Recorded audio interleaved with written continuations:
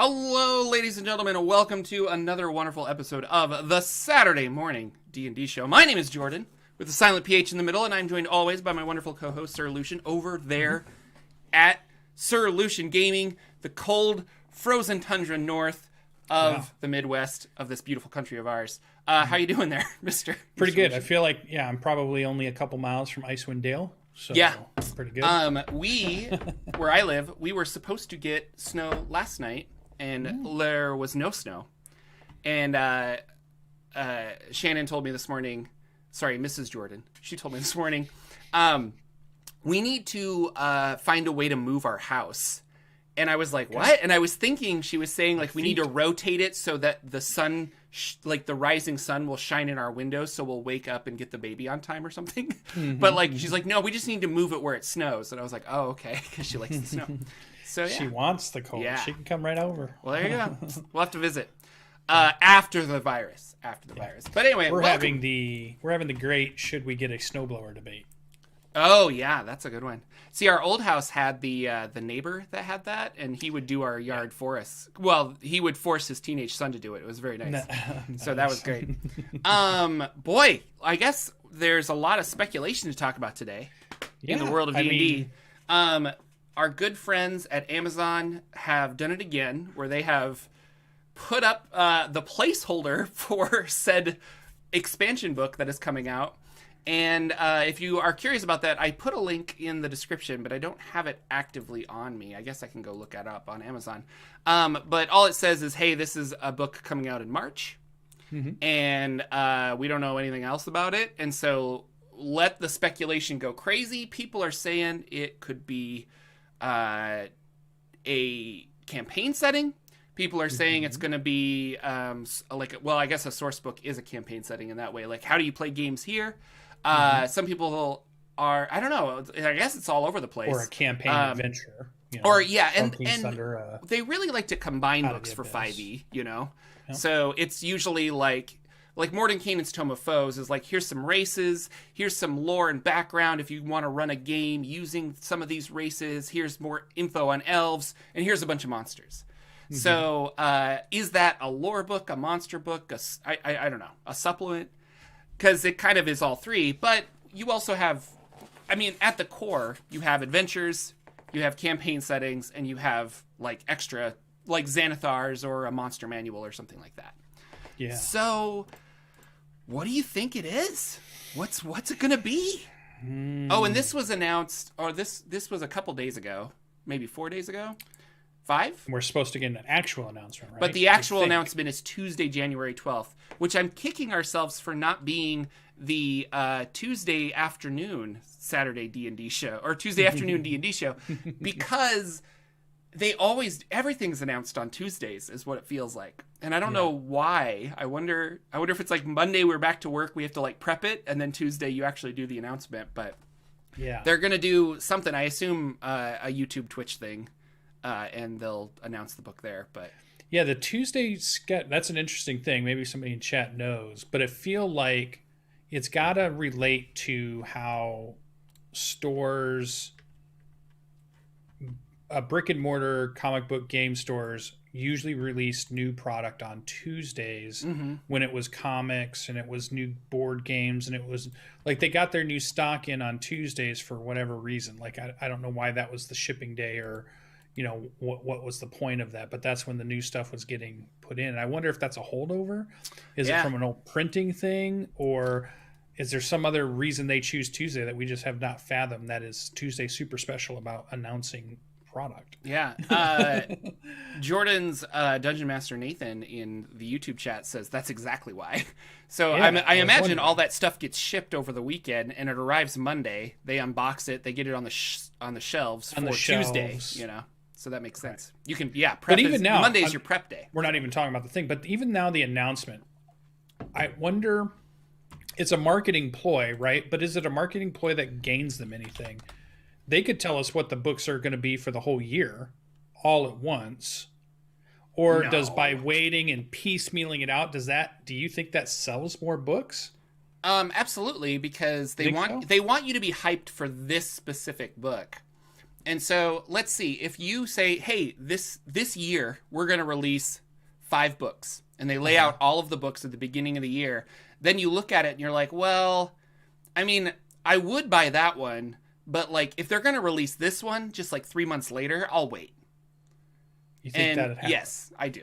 I think that's exactly what it is. And they want to build hype around it. And if there's hype and people are talking about it, more people will go out and buy it. Because other entertainment won't do that. They'll say, here's what's being released this month. Netflix, Amazon. They don't say, hey, wait till Tuesday and we're going to tell you about this one thing that comes out this week. But that's a month. Like, month is very different from a year. Here's what we're doing for a year. Marvel will tell you what's going to be released in a year. I guess so. You don't look at that and go, well, I guess I can watch that movie, but I don't really care about that one, so maybe I'll skip that one. And I mean, their marketing minds don't fall into that. So I wonder if that's the same. You also can't hide a movie as well as you could a book. Like, okay. Like there's social media and people are like tweet. I mean, before they announce that a movie's happening, it's usually like, oh, so and so's been contracted for something. Right. Do we know? I mean, I guess I follow movie things like that, so I read about that. But but I mean, the publishing world, I don't know. Like, oh, Stephen King's working on a book, but we don't know what it is, and then he'll announce it. Right. So maybe it's a book thing then. Maybe it's just a book thing. But they were saying, software was kind of the same way. Like I don't know. You don't start working on a piece of software and then someone's like, that's a good idea, and they start coding it faster than you. You don't tell people. Well, right. But normally you're not working, like you're not talking about things you're not working on. But we know in Wizards of the Coast, they've already worked on the books that are going to be released this year. Yeah. They might still be doing some final polishing, but they're on a 2-year schedule. So they're working on the books that come out in 2 years from now. Yeah. The books that we're getting now are pretty much done. So if you have 10 cars you made and you're going to release them all in 2021, 10 new models, you don't wait throughout the different months to announce each one. You like, here's our lineup because we've already built them. We've already actually I was just wondering that one. Yeah. Here's a good example. So I used to work at Nintendo of America. I was a lowly video game tester, and it's been more than 10 years, so I can talk about this now. There's an NDA that I had to sign.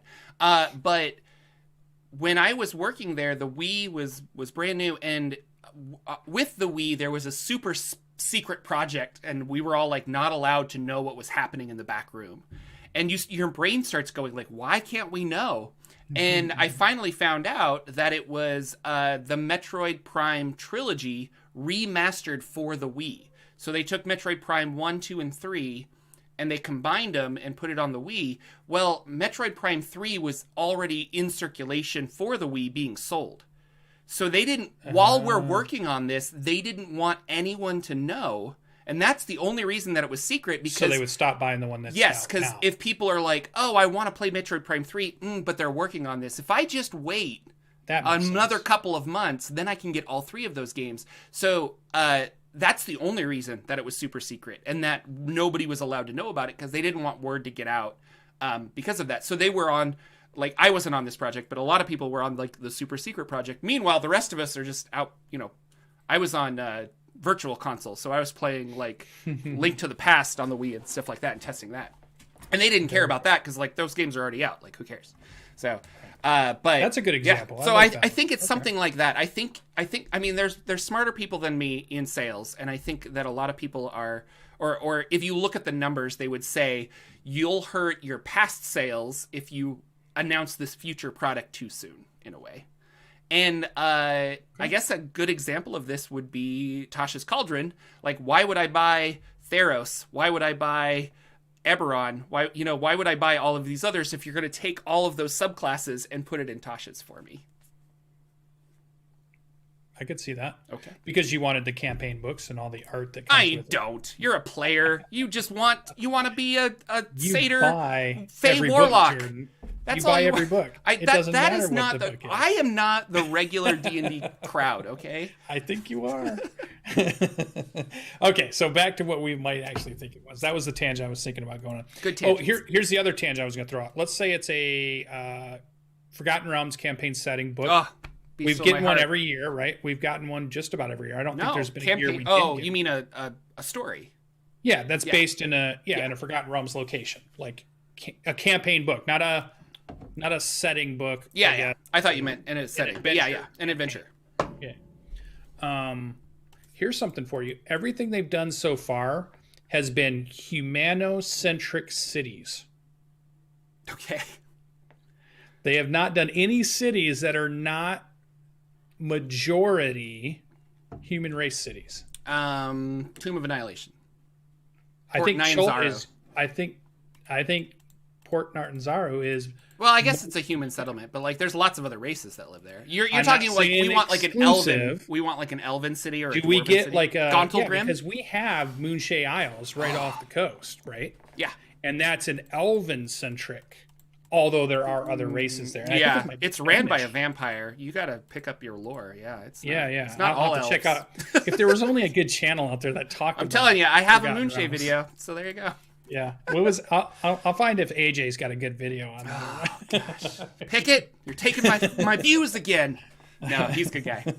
He's a good guy. So I wonder, and we know that in Forgotten Realms, we know a lot about these different cities, but it does. I was wondering, I hadn't realized that before until this morning. I was thinking about it. They kind of span around the humanish empire, the emergence of humans into the world of Forgotten Realms, because we know how the lore goes, where humans come much later on. They're not there from the beginning. They are, and there's lots of kingdoms and stuff. I thought that were non-human. Correct. Yeah, lots of elves. The elves ruled most of Faerun.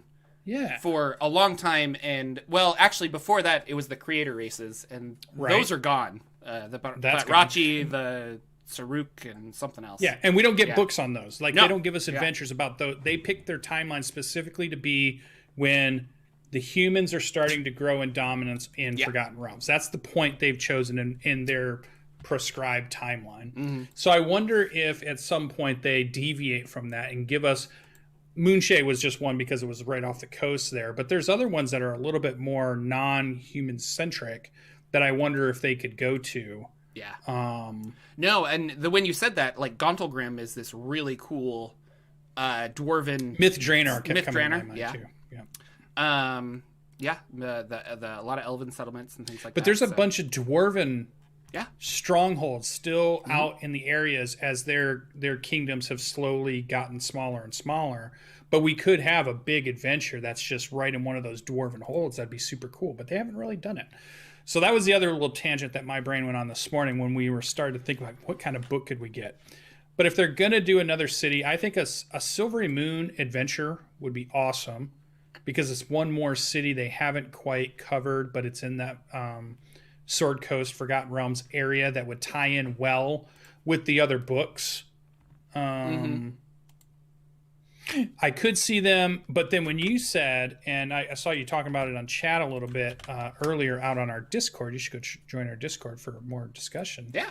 You had said the anthology style, and then you got me thinking, because I was thinking, those are probably easy for them to create because they're grabbing 4 or 5 things that they may have created in the past, updating them, loosely connecting them, but not so much that they have to put a lot of work into it. Put it into a book, throw some art into it, and you've got a book pretty quick. You're not remaking the wheel at that point, right? Well, that could be an easy book for them to put out early in the year and get off and just move. And those are good books. Saltmarsh was a fantastic book. One of my favorites. Really, really good book. I love Saltmarsh. I was wondering, okay, so going on our notes, I wrote this because I wanted to say, like, what do we think it's probably not? And I don't think it's another class expansion book. We just got I can't see more. Well, does the next book have one more subclass in it? Maybe. But it's definitely not a book focused races, on 22 subclasses or it's not that. It is it a full adventure? We just had Icewind Dale. I don't think it's a full Forgotten Realms adventure. Oh, yeah, okay. That's good. Because they don't want to detract from Icewind Dale, and I mean, these adventures take you like a year sometimes to get so you don't want to throw another one right after. Although I feel like they've done it, but they have. I think they have, but okay, that one's a little bit more 50-50 for me. But okay, I see where you're going. So then those are the probably nots, the probablys, or the possiblies. Another anthology like Saltmarsh or Yawning Portal, which is what you were talking about. I wasn't thinking that, but when you put it down now. Well, yeah, and we like that, or we like those books. I specifically ran 3 different adventures from Yawning Portal, and it's weird because I was talking about this last night with I was playing in a basic fantasy game, which I'll talk about when we get to our games, but the style now is to have these really big campaigns and like, level 1 to 20 and you're growing, and that's fun. But a huge style 15. But a huge style of play was I have my character and I sit down and we play, 3 or 4 sessions of Yawning Portal. 3 or 4 sessions of like White Plume Mountain, and then when you're done, you have all this treasure and stuff. And then it's like, okay, who wants to run a game next? And then the DM would get to play his character, and you would play another adventure. And you just kind of rotate like that. And the adventures don't have to sync up. It doesn't have to have like it's just magically, here's another dungeon to run through.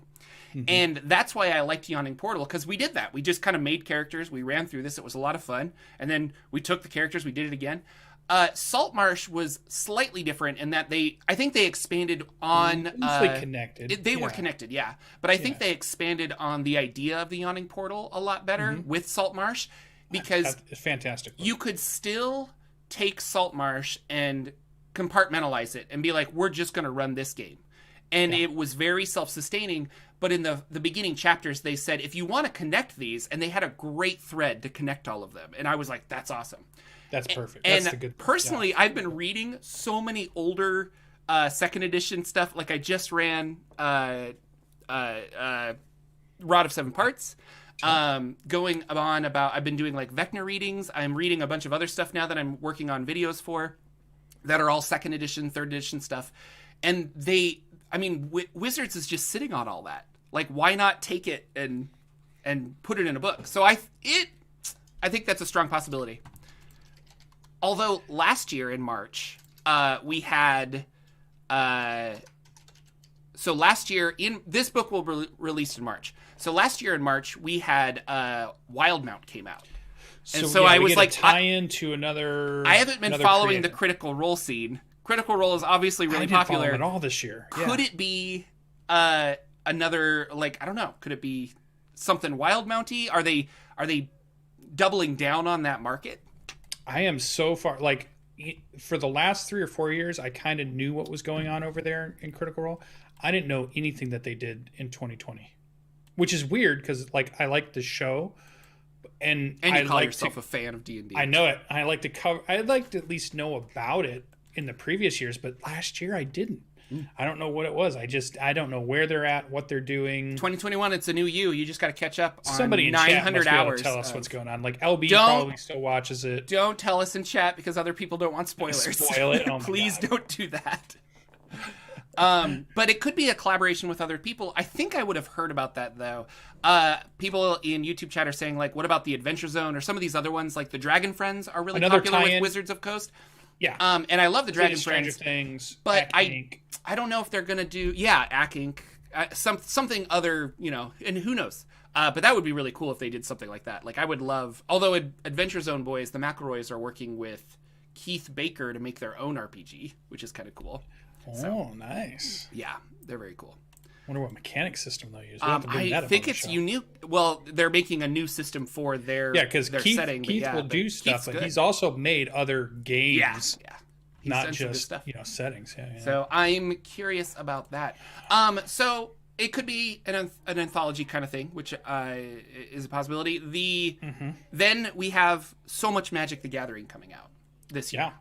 And they have made it very clear that Magic the Gathering will be a part of D&D and vice versa, because we're getting a Forgotten Realms cards into that. So I went to Magic the Gathering, or I found a website that kind of, and here's actually a really, this kind of goes against what we were just saying, but they have announced everything that they're going to release for Magic the Gathering for the year. Yeah. So I was like, oh, that's interesting. And so we know Q4 we're getting Innistrad. We know Q3 we're getting the Dungeons and Dragons adventure. Q2 is Strixhaven. I don't know a lot about these worlds, obviously. I should, because they all sound super cool. They sound really cool. But the one that was just released was Kaldheim, and you said you knew a little bit about this? Yeah. Well, I just knew that it was Viking, and I saw they did a pretty good. They've been doing really good about having like a CGI trailer of some sort announcing their next card set, and it has like some story and evocative story that's going on or whatever. And it looked pretty cool having the the Vikings fighting and what was going on in the background, the way they created it. You can go find it out on YouTube for sure. It looks interesting, Viking themed, Norse themed kind of card set, really. Yeah. So and I know like Norse, I just kind of like well, okay, so Greek gods are public domain. Norse gods are public domain.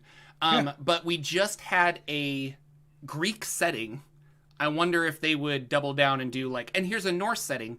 They're not completely similar, but it the gods are, I don't know, like it feels like, I don't know what new mechanic they would do for this. and if they did that book, it'd be a tie-in to Magic the Gathering. It wouldn't be a, hey, here's a Norse themed book for you guys to do Norse themed stories. Right. And that's just like because it's Magic the Gathering. Yeah. So before you wrote down the anthology idea, I was leaning towards a Magic the Gathering tie-in. So I thought we might get a Kaldheim tie-in announcement. And the first book this year would be their tie-in, and they would get that kind of done and out of the way. They would do their Magic the Gathering tie-in that Hasbro always wants, and then we get some other stuff throughout the year. But then you said the anthology, and we haven't. It's been a while since we've had an anthology. It's been a while since Saltmarsh dropped, so we could be due for another anthology style. So now I'm leaning that way. I'm thinking maybe they do an anthology of 4 or 5 adventures that they tie together with a cool string if you want. But they're very so they're very you can play them on their own or modular if you need to. Probably not I like that Kaldheim, but maybe Zendikar. And then I didn't know what Strixhaven was, so I just looked it up. Strixhaven is a school of mages, and that sounds very D&D-esque. Like if it's set at the Strixhaven school. So if you wanted to do this and they wanted to expand spells and things like that, that could be a lot of fun. And so I don't know, that's Q2 of 2021, so that's around, or a little bit after March. So that could be really cool. Or the other thing, I think they should do, like, we talked about this a couple weeks ago, a book of Thay. Of what? I think could be a killer adventure based in Thay.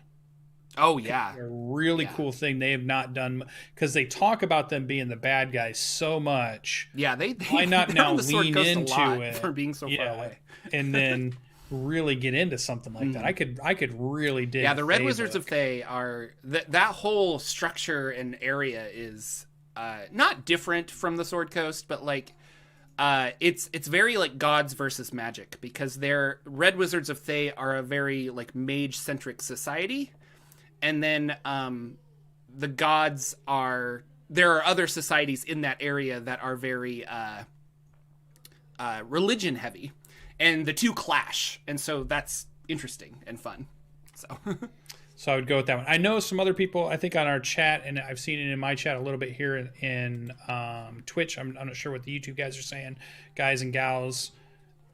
Dragonlance. I can't see if they just had a messy breakup with the authors of the books, that they would then go ahead and put out, well, here's our module based on it, because it wouldn't make any sense. They didn't. Well, there was the fight, but that lawsuit was dropped because they reached a compromise, which means some book is going forward.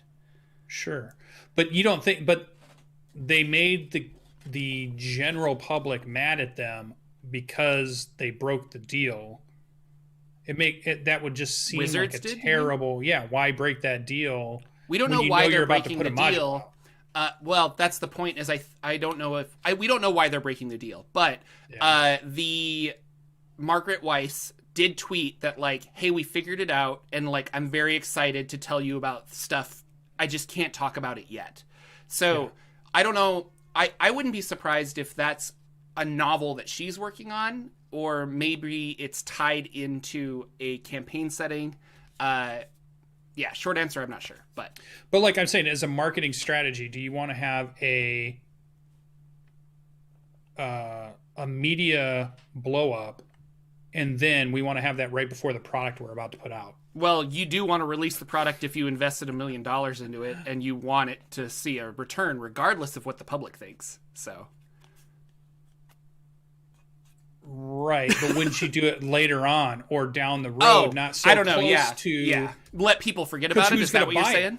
They're just going to hashtag cancel it or hashtag don't buy or hashtag they're whatever. Still fans. I don't know. And they won't do it. They're still fans. I don't know. There's no way it's a Dragonlance. I can't imagine it being a Dragonlance really? Okay. module book. Like we're going to get a Dragonlance campaign book. Yeah, like Eberron. I feel like that is possible, but I feel like that one's way out. But I could be wrong. Maybe you'll get it. So that's the other thing we could talk about is other than Magic the Gathering settings, there could be D&D campagn settings. Dragonlance was one. I know Greyhawk. The more I study Greyhawk, the more because for a long time I was like, why playing Greyhawk? Like, I don't know. It was just kind of a weird thing because it feels so much like the Realms to me that I was like, I can't see Wizards of the Coast making a Greyhawk campaign setting when they have done so much Forgotten Realms stuff. They should just double down on that. But Greyhawk's actually really interesting, and there's a lot there that I am not. The more I research it, I'm like, this could be a lot of fun. I don't know if there's a super huge market for it, but because there's not a lot of Greyhawk novels that people grew up reading, and you don't have, your Dritzes and Elminsters running around. There's always Spelljammer, #Spelljammer confirmed. Why won't they ever do that? That just... There's Dark Sun, which is popular. It was popular enough that Dark Sun did not make it into 3rd edition, but it did make it into 4th edition. Yeah, it's got a following. It has a pretty good following. Spelljammer hasn't made it into any other edition other than 2nd. But then you could do ambiguous ones like I thought about the Shadowfell and the Feywild. And the reason I bring up the Feywild specifically is the Neverwinter MMO is just announced that they're doing a big Feywild expansion. And a lot of those Neverwinter things, like when they were doing Giants, I think Neverwinter was doing Giants, and not Baldur's Gate, but like there was a couple other that like overlapped. They tried to make it like this is the event. I think the Underdark was one. Out of the Abyss had a tie-in with that. So if they're doing like a Feywild campaign, we could have a Shadowfell Feywild book, which this is just Wizards. If you want to hire me, I'm telling you, like I'll give you this one for free. Yeah, but it needs to be a 300-page Shadowfell Feywild book.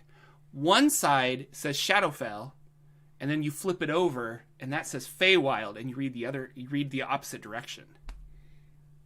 I would buy that. That would be really cool. I really think they should hire other marketing people because I can't imagine what their marketing plans are here. It just makes no sense to me. So campaign setting, and then I guess finally there could be a monster lore book. That's still a strong possibility. We've not had a big 300 another page of here's another 200 monsters. Yeah, but I wonder if that goes along with like a class expansion book. Were there monsters in Tasha's? I forget. No, it was all rules, right? Subclasses, rules, magic items, spells. Yeah, you're right. There wasn't any. So, but we got monsters in. We actually got a lot of monsters in Theros, and they expanded the monster idea of these like epic monsters and stuff, which was really fun because I reflavored one of them for my big bad evil guy in Rod of 7 Parts. So that worked out really nice. But in previous editions, we had Monster Manual 1, Monster Manual 2. Right, and they've replaced those with 2 and with all this other stuff. Volo's Guide to Monsters and Mordenkainen's and Storm of Foes. So, yeah. So I could see another... Because that's kind of what we need in games. Dungeon Masters are always looking for more unique things to throw into their games. So I could see another monster lore book. It's tough because they've gone so many different directions. Right now, I'm leaning anthology. So that's first. That's what you're thinking? Magic the Gathering tie-in, monster, or lore book. Maybe those are my 3. And in that order, that's where I'm leaning that I think is going to happen. One of those, maybe. Because of the Neverwinter game, I'm leaning towards Feywild campaign setting. And that'll be like, here's monsters. They'll reprint the Eladrin in there. Maybe there'll be like Drow Eladrin or something, and they'll do something with the Feydark. I don't know. Then anthology, and then Magic the Gathering. We are going to get a Magic the Gathering setting this year. There will be one. I don't know if it's going to be this March one, but yeah, I don't know. Very excited. It feels. I don't know. I'm just. I liked Tasha's, but that was all mechanics and spells, and I feel bad because when I actually got Tasha's, I was less excited for it. And I guess that's me realizing how much of a dungeon master I've become, as opposed to, because it was mostly for players. Because it was all for players. It was just like, here's all the cool things players can do, and players this, and I'm just like, I don't know. I could have made a magic item that did the same thing. I don't feel like I needed this book, you know. But I did really like some of the spells that were in that, and I did use some of the magic items, like Igwilv's Demonomicon was a really fun item to have in Rod of Seven Parts. And so I like those big cursed items, and those were cool.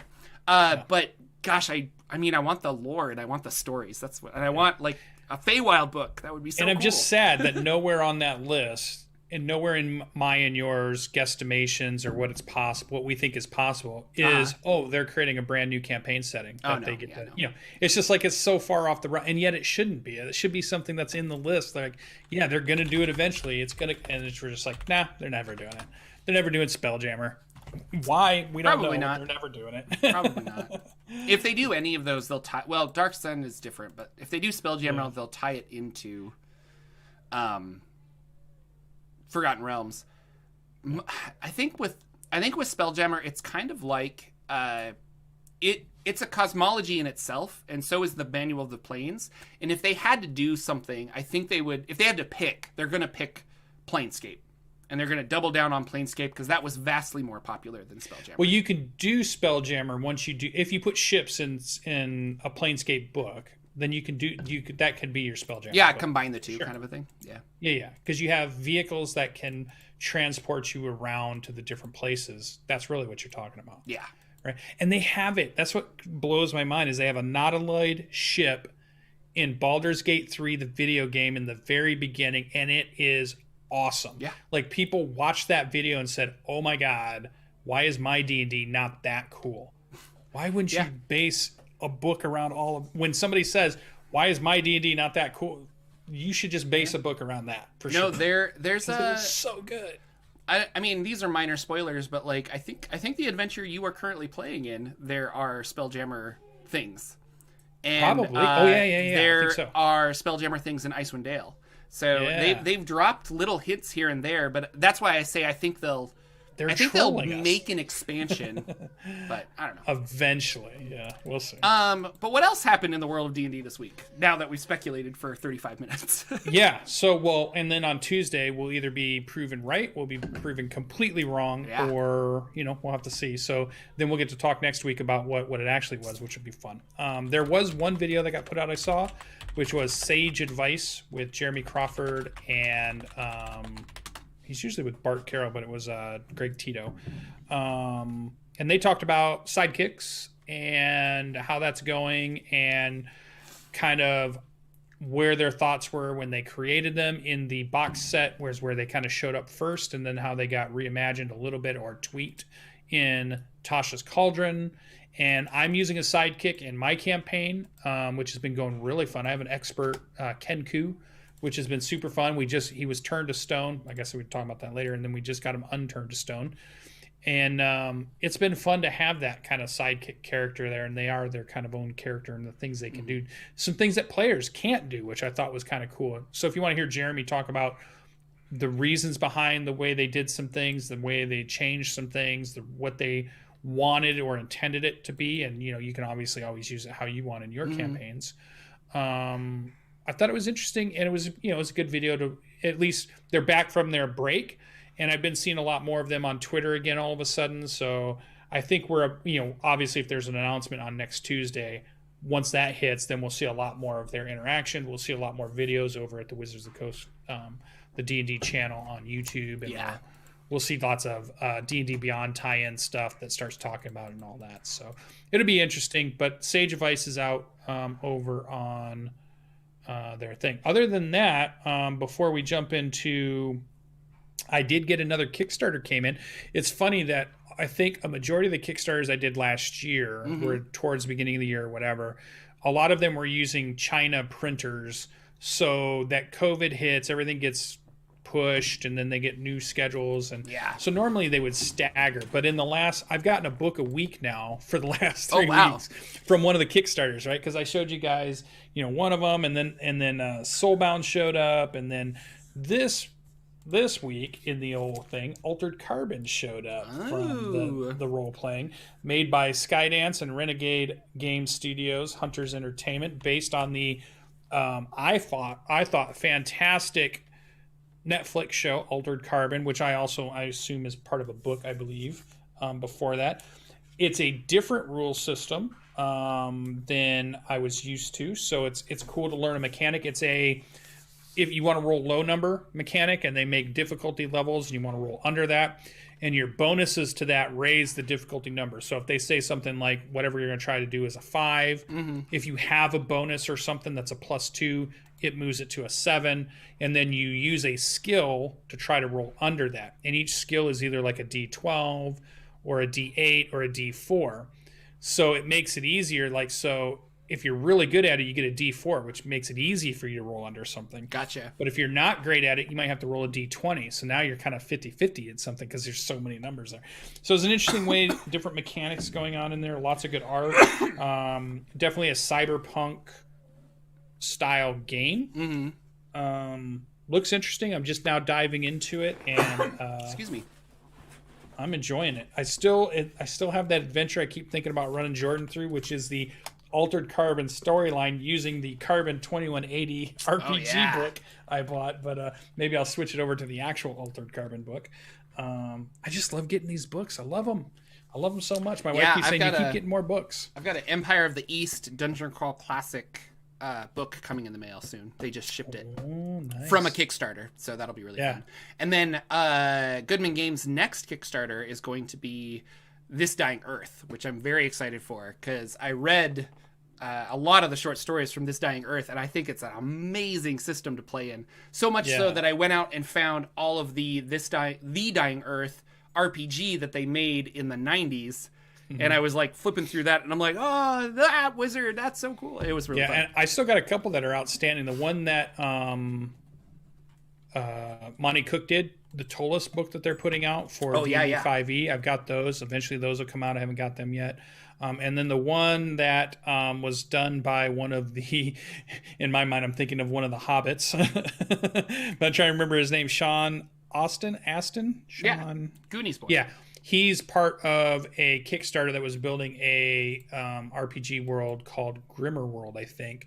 And I was part of that Kickstarter, and I think that one's about to get done and shipped pretty soon, too. So hopefully that'll be showing up pretty soon. So another couple of outstanding books I've been waiting for. And I'll have to dive back in. I'll have to see. We're after the new year. So a lot of Kickstarters. I think there's this thing that if you're doing Kickstarters, the advice you get for people is don't do it during the holiday season, because people are spending their money on holiday gifts and buying things for everybody else, and your campaign might not do as well. I don't know if that's true or not, but I've heard that advice given to other people. So I wonder now, okay, we're in January 9th, we're moving into mid-January. Tax-wise, I think doing it in January, February is really good too, because you don't get all this money and then have to pay all these taxes on it. You get all this money and then you can use it for your business, there you go. And then you have tax write-offs at the end of the year. So that makes sense too. So this is Kickstarter season. So I'm ready to see what's going to be out there. I'm ready to see, because I'm a sucker for a good Kickstarter every time. I like them, and I keep getting more and more books. I love them. So we've been talking. We talked about it last week about replacing Bardic Inspiration with something else.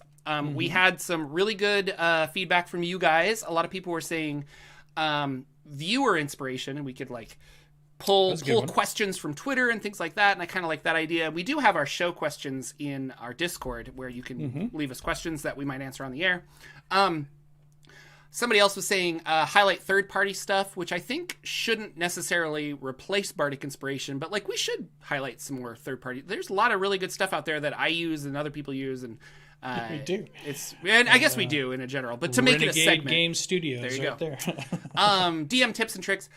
We kind of talked. So Lucian and I talked about it over the week, and I think we really enjoyed this monster. Got excited about it. Thing where we're gonna pick a random monster, and we're going to build a, like, how can that be the boss or the big bad end evil guy or whatever. And so this is completely we do not have anything prepared. Random. But we're gonna go to do a die roll. Well, yeah. And so I have a random number generator. So let's go over to College of Monsters. We're going to call it College of Monsters. If you have a better name, let us know.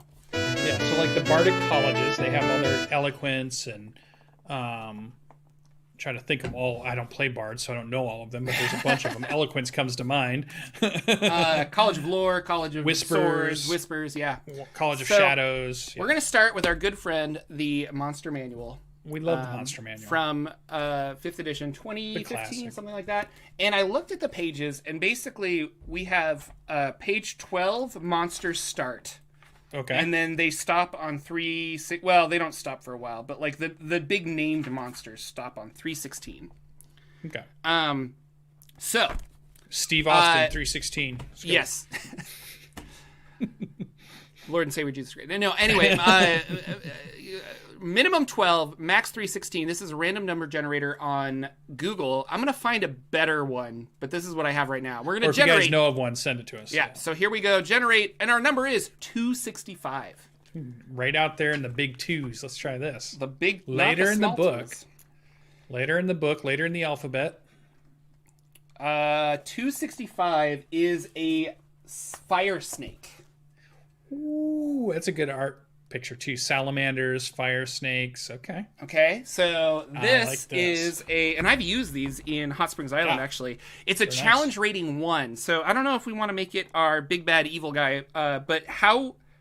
Well, let me just read from the good book of Monster Manual. Widget for OBS.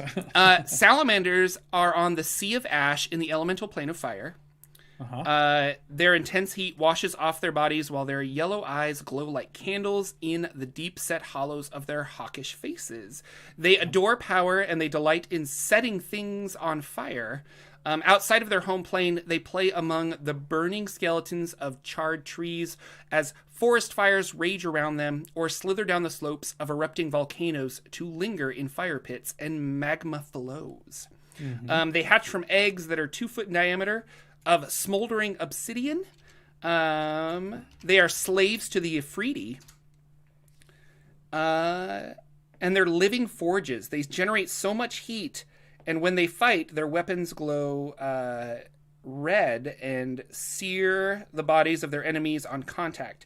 Even approaching a salamander is dangerous, since flesh blisters and burns in its proximity. So, CR1 creature, fire snake, it's a salamander, it's an elemental.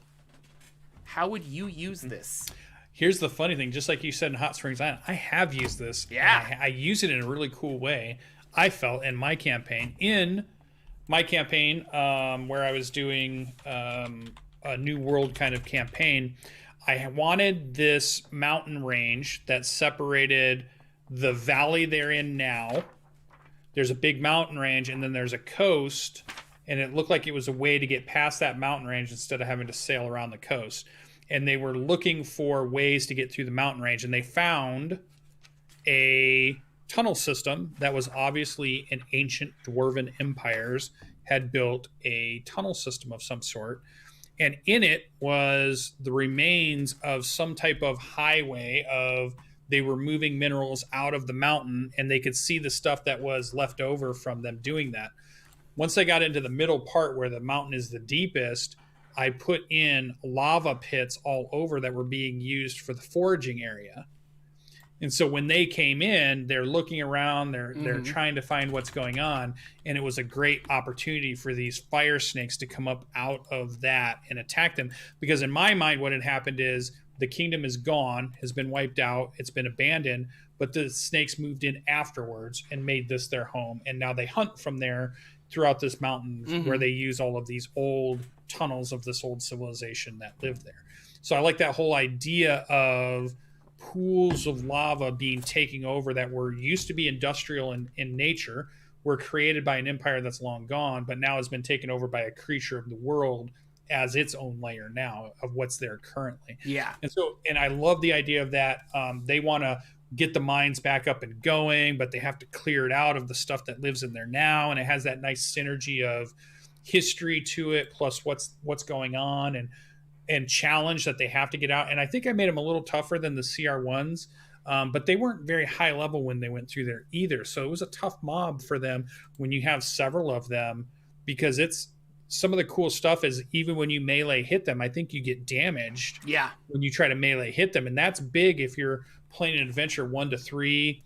You know, they're 3rd level characters, maybe they're 4th level characters. They haven't quite got up. Yeah, there's no save. Yet. If you just touch them with a melee attack, you take 1d6 fire damage. I love that creature. So to me, that's what I like. I like this idea of old civilization that is gone, disappeared, left behind hot pools that they used for forging and creating their cool weapons and technology that are gone at this point.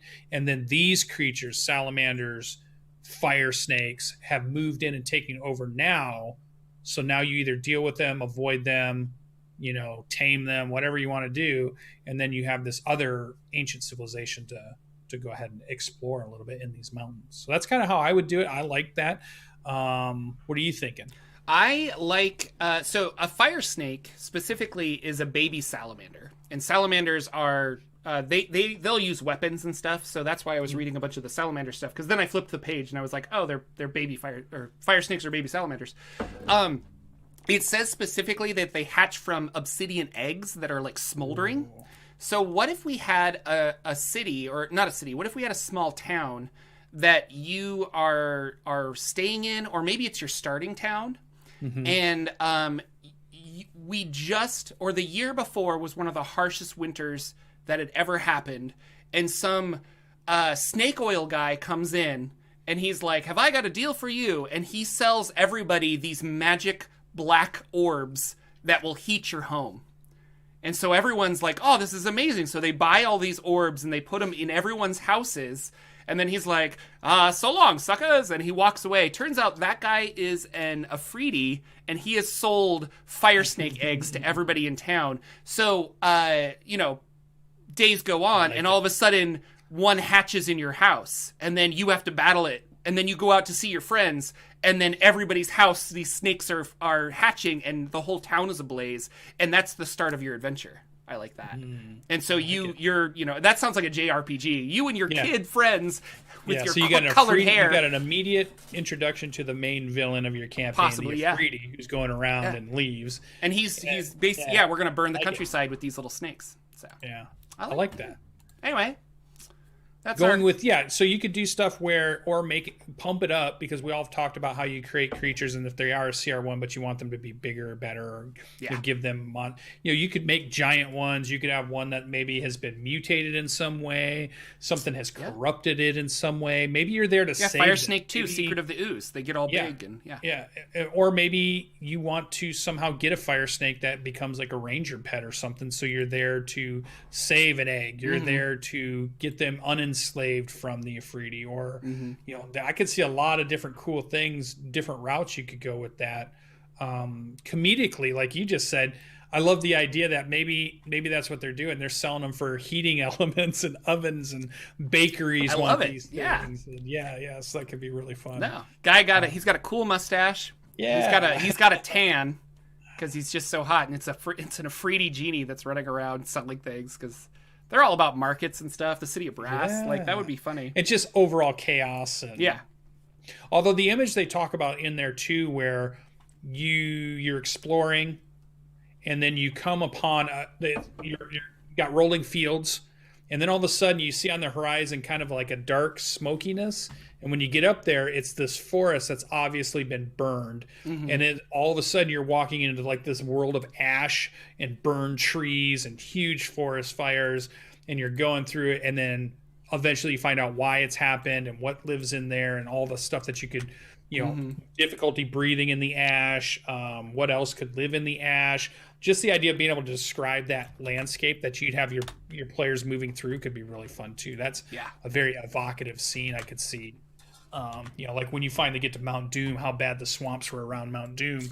That was something that was really cool to see, the way the land was being corrupted and stuff. So that was the world being burned away by these kinds of things. Don't follow the lights. Don't follow the lights. So those would be the ways I think, some good ways to maybe put them in your campaign. I'm sure you guys could give us some suggestions on how you might put them in your campaign. Have you used them in your campaign setting already? Would you build a campaign around just this creature? Yeah, I could see a full campaign around just this creature. You could come in a way, yeah. And then your players learn how to deal with them as they level up too. So it's not a big deal, but it's the sheer number of them. And it's like, well, we can take out the one in this house, but there's literally one in every house. Like, what do I do? Like this, and you can't. So I like things like that, where it's like, it's within your power to stop the one zombie, but how do you stop the horde of zombies, kind of a thing. Right. So, we've got a little bit of time left, and I'm really curious about what you about Xanathar's Revenge specifically. So, Lucian, what are you've been playing some games? What's happening in your game? Yes. So we're playing a Dungeon of the Mad Mage. And one of our players decided to go on a tangent. And I'm sure this has happened in your games or in the games you play. One player gets this idea, funny or not, or leans into it. And he's like, we know where Xanathar's lair is. We're just going to go kill him. Let's go kill him. And he gets everybody riled up. And we're going to go kill him. And we go down there and we fight and we beat him. And then we're so hurt. And it took everything we had that we have to run away right away, because there's just no way to stay there after this huge, tremendous fight, only to find out that we haven't actually, or I don't want to spoil things for how other people might run it, but obviously Xanathar was smart enough to have a contingency plan, and contingency plan is now in place, and contingency plan is Xanathar's really mad at us. So he decided to make a visit to us in Waterdeep, where we're licking our wounds after the big battle. And all of a sudden, we're under siege by the Xanathar. What are they? They're not the guild, right? Are they the Xanathar guild or the Xanathar faction that lives in Waterdeep? Yeah, there's an actual faction. So bugbears and gazers and all kinds of stuff have just assaulted our inn that we have created in Waterdeep. We call it the Goodnight Inn. And it's funny because we have dinner theater goes on there. So we hired vampire actors to do dinner theater at our inn. So it's been a great thing for the AC Inc. portion of our campaign. But because we're an AC Inc. campaign, the headquarters and inn and the way we make money is now being affected. So we're definitely going to be in trouble from corporate because of what we've done. It's going to hurt profits. And now we're in a war with the Xanathar's Guild at this point. In the middle of Waterdeep, it's like a war is going on now between players who probably have way too much power at this point. Once you hit, we're all at like level 8 or 9-ish equivalency, and you start throwing around the abilities and magics of those people in the center of Waterdeep, you're talking about a war zone going on. I mean, fireballs have been thrown off. Buildings are on fire. Explosions have happened in buildings, and walls have been blown out. People have been running. It's mass hysteria. Cats living with dogs. It's just crazy. I'm waiting for the giant marshmallow man to appear. So we've definitely made him mad. We have to fight our way out of this battle, and I don't know what we're going to do. We have definitely started kind of a civil war or not a civil war, but like a feud with the Xanathar at this point. And then maybe eventually we'll get back to diving into what we were supposed to be doing in the first place, level 4 of Dungeon of the Mad Mage. We only made it down to level 3. So we got to get back down to level 4, which I'm excited about. So it'll be interesting to see. I'm sure this next session on Tuesday, we'll finish up the battle with Xanathar, try to wrap up that, and then hopefully maybe by the week after that, we're back to dungeon delving, maybe. But who knows? We could have just sidetracked the whole campaign at this point. Yeah. By trying to take on Xanathar. Because from a DM point of view, too, sometimes you introduce a challenge to your players for that session, and you think in your mind, oh, well, I'll do this thing where this bad guy comes in, does this thing, they'll beat him in the session, and I can move the story along, and there's another thread that's going on. That's the main story arc. But they hone in on that, and they don't want to let go of that, and they want to take that even further when you kind of just meant for it to be a side thing, right? You just meant for it to be a one-off in your session or part of another. Hey, there's this overall thing going on, and here's one little part of it. But they focus so tight on that then all of a sudden your campaign's derailed right in front of you. So I wonder if we're doing that to our dungeon master, where if all of a sudden we turn this into the War of Xanathar, does that mean from now for this year we're just constantly trying to go and fight Xanathar and go and fight his minions and get rid of them? Is that what our campaign turns into? Yeah. Or does it go back to exploring Dungeon of the Mad Mage? Well, and I mean, that's D&D. Like that's every dungeon master is just like, I think we're going to go here. And then it just, you zip when you zag or whatever it's stuff. So yeah, that's cool though. That's really exciting. Yeah. So it's been fun. The other thing I have listed there is me and Jordan are possibly going to be playing a game, Monster of the Week, coming up. So we're in talks with some of that going on. So that's pretty cool. Which have you read it? I just started reading through it. I've been looking at the playbook so far. Yeah. I like it. I've never played a Powered by the Apocalypse system yet, but this is a really it'll be really fun. I'm really excited, and I don't know what kind of game I want to play, but there was jokes. Lucian was like, "Well, I want to be Jordan's sidekick." Yeah, because there's a sidekick. Because there's a sidekick option, and I was like, "Oh, that sounds really fun." And I kind of, you can be like a wizard, or you can be a monster. There's all these really, really cool things, and then there's also you're just a regular person. And I was thinking of Deadpool 2. Where he has all those superheroes, and then the one guy's just like, I just saw the ad, and I'm like, I want to be that guy with my sidekick, so and we're completely useless. I think that would be a lot of fun. So that's going to be streamed, I believe. But that's now you made me want to watch Deadpool again. Oh, I'm going to watch it after we're done. I loved it.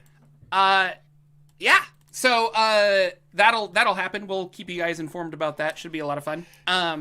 And then we got a session 0 coming up, so I'm sure we'll talk about it a little bit. I don't know if she's streaming it or if she's just playing it with us, which is fine either way. I don't want we'll talk about it either way with the game, but I think it's fun for us to talk. And if I don't do the sidekick thing, I was looking at some of the other. I was thinking of the one that was the kind of the freak. Yeah. They're the occultist, or I thought the conspiracy theorist guy, where you're just going crazy with the conspiracy. No, it's cave people that live in the sewers. It's got to be what the problem is. Yeah. So I thought that'd be kind of fun. The spooky was cool too. The spooky. You're like 11, or you're I was thinking Akira, the movie Akira, where he has these powers but he can't control them, and I was like, that'd be a fun character too. That's fun. So my mind's going crazy. I love we always and like the system new games. Looks fun. We always the system looks fun. System looks a lot of fun. Yeah.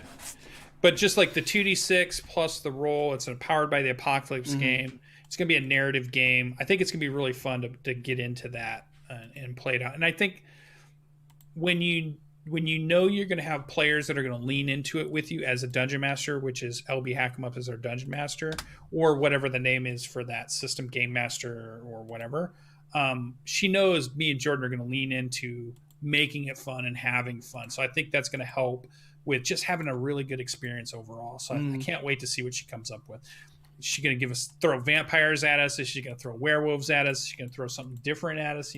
What is it going to be that she throws at us for this crazy concoction? So crazy.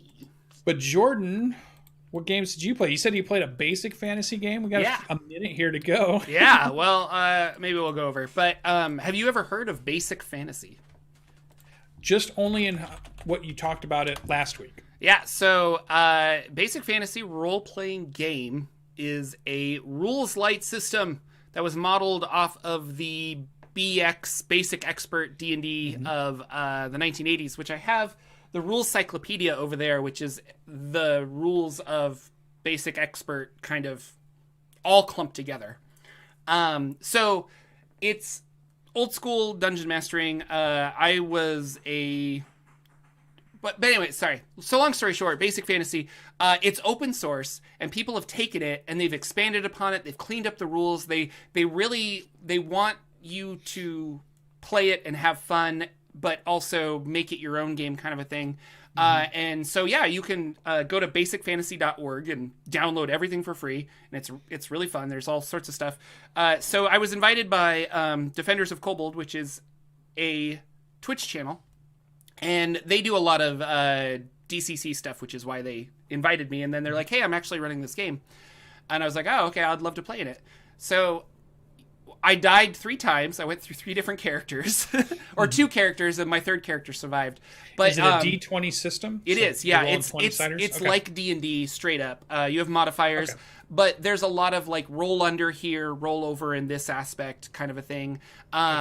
If you're a thief, you don't have your +2 to thieving skills or whatever. You roll percentile die. So it's like, I have a 20% chance of hiding, and you roll percentile die to see if you did that. So there's a lot of that. One interesting aspect of it is the Dungeon Master rolls a lot of the checks for the player, and those are D6s. So as a dwarf, I have a 1 and 2 out of 1 on a 1 or a 2 out of a D6. I have that chance to find a secret door. So when you walk into a room, it's like, do I see any secret doors? The Dungeon Master secretly rolls a D6, and if it's a 1 or a 2, he's like, you did. Or if it's a 4, 5, and 6, or 3, 4, 5, yeah, he says you didn't. Or if there's no doors, he says you didn't. But that way, the player doesn't know that they didn't see it, you know? Because you could roll a natural 20, and they're like, there's no secret doors. Or you could roll a 1 and be like, there's no secret doors. But you know you failed. This way the player doesn't know, so I thought that was kind of interesting. It was really hard. One of the puzzles I'm going to steal for other games. But yeah, I went through a dwarf thief, a human fighter, and my elven magic user survived, who had 1 spell because it's level 1. So anyway, if you want to watch that, I think it's on their Twitch channel, Defenders of Kobold. It'll probably be uploaded to YouTube at some point, and I'll share it. But it was a lot of fun. It was just kind of like fun people who like older role-playing games, and they wanted to try it. So yeah, that's a rule that Deborah Ann Wall uses in her campaigns. Is she asks her players, when the players say, "Well, what do I see?" and she'll say, all right, well, you can make a perception check. Do you want me to roll it, or do you want to roll it? Yeah. So she kind of gives them the option, and most of her players are like, oh, yeah, you roll it. So I don't really know, because they're really big on their player not knowing anything. Their character wouldn't know. And she's like, okay. So then she'll roll it in secret, and she'll say, well, this is what you see, and here's the things, and you just have to go from there, not knowing what your perception roll actually ends up being. And I like that idea. I think that's a rule I want to use in my campaign going forward. Is I want to make the perception check rolls and the stealth rolls for the characters without them knowing exactly what. Well, and that's what passive perception is trying to be. And I was wondering if, as a dungeon master, if I could use a roll under system for passive perception. So your passive perception is 10 plus whatever.